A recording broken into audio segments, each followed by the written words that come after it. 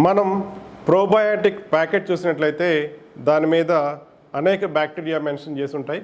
ఒక bacteria ప్రోబయాటిక్కి candidate స్పీషీసు అని మనం సెలెక్ట్ చేసే ముందు 3 క్రైటీరియా ఉంటాయి, 3 పాయింట్లు ఉంటాయి. అందులో ముఖ్యంగా it should not be pathogenic to humans, అది మనుషులకు రోగం కలగ చేయకూడదు. రెండో point, it should not be a pathogen to the shrimp, అంటే రొయ్యకు రోగకారక క్రిమి కాకూడదు. మూడవది, it should not contain any antibiotic resistant genes, దాని ప్లాస్మిడ్లో యాంటీబయాటిక్ రెసిస్టెన్స్ జీన్స్ ఏవి ఉండకూడదు. ఇవి 3 పాస్ అయిన తర్వాత మాత్రమే మనం ప్రోబయాటిక్ ఒక స్పీషీస్ని మనం స్టడీ చేయడం జరుగుతుంది.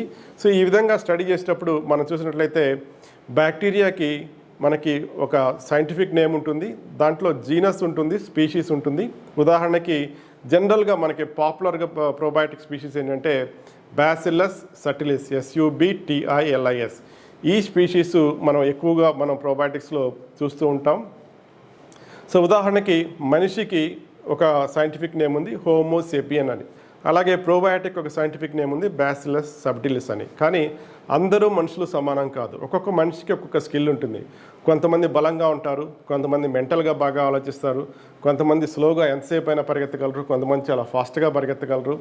ఈ విధంగా ఒక్కొక్క మనిషికి ఒక్కొక్క స్కిల్ ఉంటుంది. అలాగే మనందరం కూడా హోమోసేపియనే, కానీ ఒక్కొక్క మనిషికి ఒక్కొక్క స్కిల్ ఉంటుంది, ఒక్కొక్క మనిషికి ఒక్కొక్క పేరు ఉంటుంది, ఒక్కొక్క స్కిల్ ఉంటుంది. అలాగే బ్యాక్టీరియా కూడా బ్యాసిల్లస్ సటిలిసే, కానీ ఈ బ్యాసిల్లస్ సటిలిస్లో కూడా అనేక స్ట్రెయిన్స్ ఉంటాయి. ఒక్కొక్క స్ట్రెయిన్కి ఒక్కొక్క స్పెషాలిటీ ఉంటుంది. మనకి ఏ స్పెషాలిటీ కావాలో ఆ స్పెషాలిటీని బట్టి మనం స్ట్రెయిన్స్ ఎన్నుకోవడం జరుగుతుంది. ఉదాహరణకి మనకి ఈ ప్రోబయాటిక్ స్ట్రెయిన్స్ సప్లై చేసేది ఇండియాలో ఇమ్టెక్ చండీగఢ్ అంటారు. ఇది microbial type MTCC, microbial type culture collection centre అంటారు.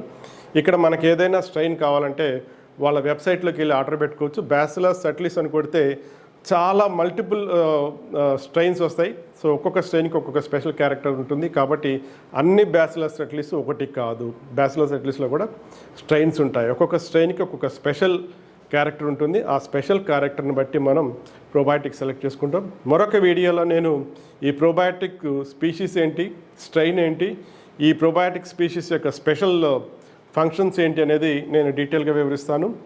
మా ఆల్ఫా బయాలజికల్ సంస్థ ఎప్పుడు కూడా మీకు అవసరమైన సమయంలో అవసరమైన ఇన్ఫర్మేషన్ ఇచ్చి మీ ట్రాన్స్ఫర్మేషన్కి ఉపయోగపడుతున్న ఆశిస్తూ సెలవు తీసుకుంటున్నాను. All the best.